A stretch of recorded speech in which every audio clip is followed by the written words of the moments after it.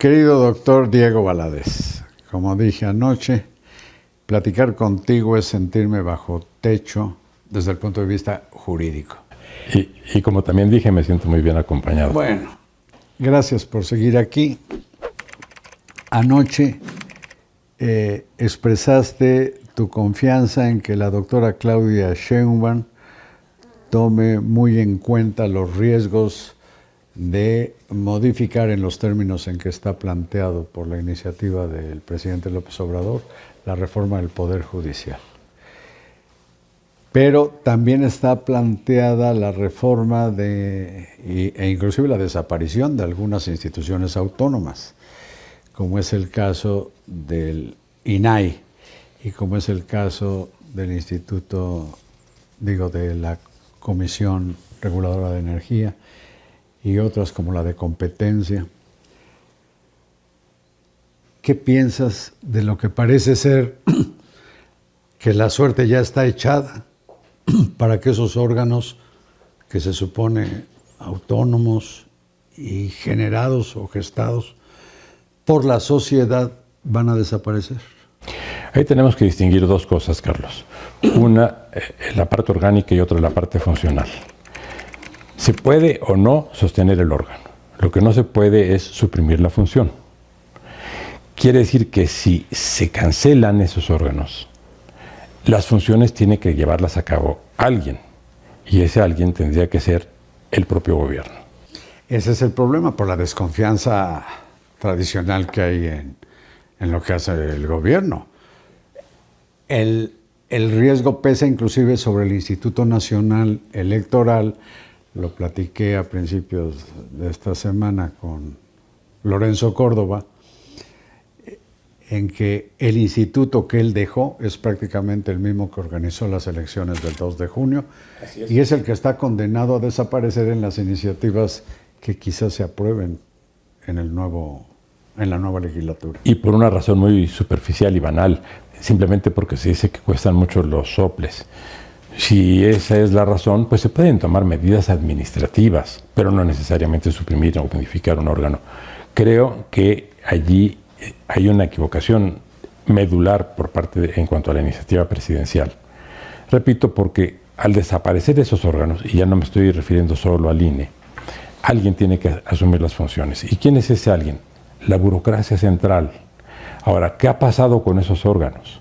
Que se han especializado, que han generado una administración profesional sólida, bien preparada, pero que tienen también problemas de diseño. Yo creo que se podrá encontrar una solución intermedia y espero que una académica como la presidenta Sheinbaum, que además tiene el pragmatismo que corresponde a quien ya ha ejercido tareas de gobierno, advierta que ciertamente los órganos no son perfectos. Y que no se trata de que el gobierno absorba tareas que pues para la sociedad inspiran menos desconfianza si están fuera del gobierno. Y no solo para la sociedad mexicana, también para la sociedad internacional. Cuando estamos hablando del tema de energía, por ejemplo, estamos pensando en no solamente los mexicanos, también los extranjeros. ¿Hay que hacer un diseño? Sí, sí hay que hacer un nuevo diseño. Por ejemplo, ninguno de los órganos está obligado a rendir cuentas al Congreso de la Unión. Y eso en ninguna parte del mundo existe. Aquí se generaron esos órganos autónomos que más bien parecen órganos soberanos. Hay que darles un carácter adecuado a nuestra institucionalidad. Para que rindan cuentas también, y punto. Y yo creo que la presidenta avanzaría muchísimo. Pero no desaparecerlos. Claro. Ahora, en estas reformas... Y sería un gran avance para la presidenta, claro, en términos de democracia institucional. Entre las reformas que se han planteado está la desaparición de diputados y senadores plurinominales. ¿Qué piensas de eso? Esa idea del presidente de la República solamente puede partir de dos causas.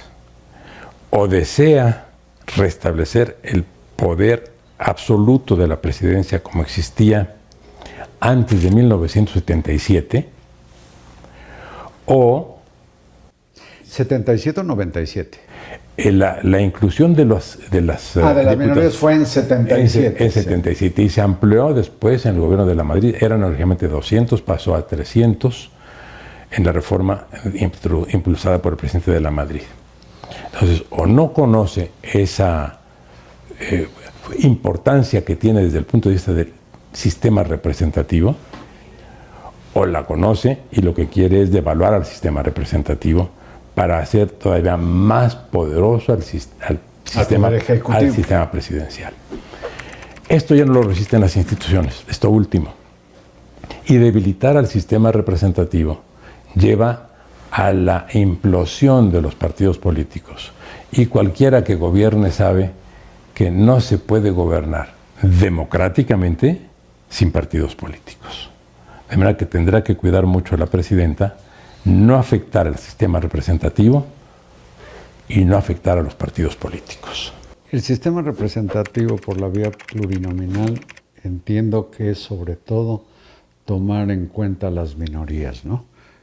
Porque de lo contrario lo que estaría funcionando sería pues, la dictadura de una mayoría. No solo las minorías, es tan complejo como lo que tú dices. Permitir a las minorías, pero además permitir las diferentes corrientes de opinión dentro de una misma mayoría.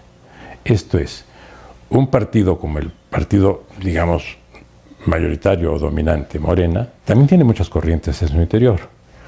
Y esas se ven facilitadas en cuanto a su presencia justamente por el sistema de representación proporcional.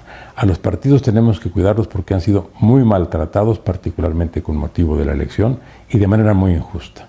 Se atribuye, por ejemplo, a la alianza que tuvo una baja votación porque la culpa es de los partidos y no por un error en la estrategia de haber ido a una elección justamente como alianza. Si cada partido hubiera ido por su cuenta, cada partido habría tenido muchos más votos de los que obtuvo yendo acompañado.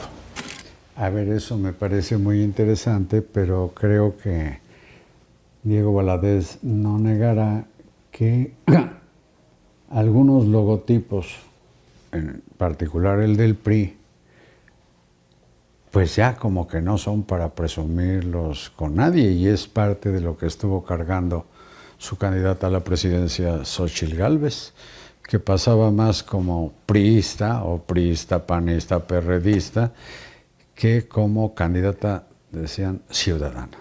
Sí, esta idea de que solo se podía ganar si iban en paquete partió de una posición muy ingenua en el orden político. Cada partido tiene su feligresía y cada partido tiene sus resistencias. Cuando fueron juntos, todas las resistencias para votar por el PRI se trasladaron también y se aplicaron al PAN y al PRD, y así sucesivamente.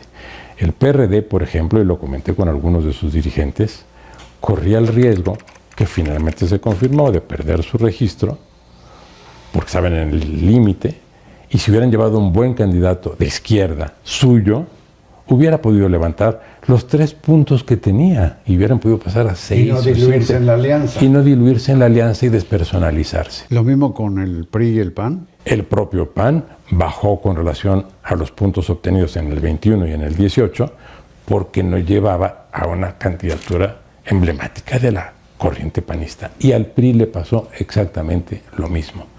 Yendo separados, habrían tenido en conjunto un número superior de votos que el que tuvieron yendo unidos.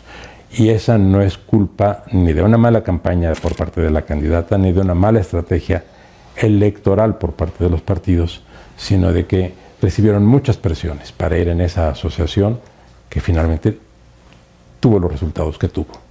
Tampoco es culpa de la abierta intromisión del presidente en las campañas electorales, ni de lo que vino a ser un piso evidentemente disparejo, ¿no? Desde un principio, con una cargada que hacía notar Marcelo Ebrard, pues hasta de la Secretaría Federal de Bienestar, apoyando la precandidatura en ese tiempo de Claudia Sheinbaum. Es decir, más allá de eso, los partidos en su alianza se equivocaron. Se equivocaron. Desde mi punto de vista, se equivocaron de medio a medio. La suma de los votos que pudieron haber obtenido de ir cada uno con sus candidatos habría sido mayor que la que obtuvieron aliándose. No tengo la menor duda de eso, Carlos. La suma de los votos de esos partidos en las elecciones, las dos elecciones federales previas, la intermedia y la presidencial, era mayor que la que tuvieron ahora. Era mayor. ¿Sí? ¿Qué otros puntos delicados ves en lo que llamaría yo el derrotero jurídico de la República, Diego? Porque tampoco se le puede echar la culpa a los votantes de lo que sucedió, tachándolos de, no sé, ingenuos o crédulos o lo que sea. Pero vienen cambios que nos afectarán a todos de una u otra manera. ¿Qué otros cambios jurídicos prevés que vaya a haber? Porque habrá un cambio, ahora sí, de proyecto de nación en la Constitución. Carlos, no puede haber más que un gran cambio que en algún momento la presidenta y sus colaboradores directos tendrán que ponderar. ¿Se quiere recuperar la gobernabilidad democrática en el país o se quiere seguir dando tumbos como se ha venido dando? Te lo voy a poner en cifras escalofriantes. Nos queda un minuto. Magnífico. El presidente Peña tuvo en sus 6 años más muertos que el presidente Calderón. El presidente López Obrador tuvo en su sexenio más muertos que el presidente Peña. Me veo en la triste situación de decir que si no hay cambios estructurales en la política mexicana, en el ordenamiento constitucional que está en este momento facilitando la impunidad de gobernantes y de delincuentes, en el sexenio de la presidenta Sheinbaum habrá más muertos que en el del presidente López Obrador. Si quieren rectificar eso, tienen que entrar a fondo al análisis de las instituciones mexicanas. Es la voz del doctor Diego Valadez, mi constitucionalista de cabecera. Y mi colega predilecto.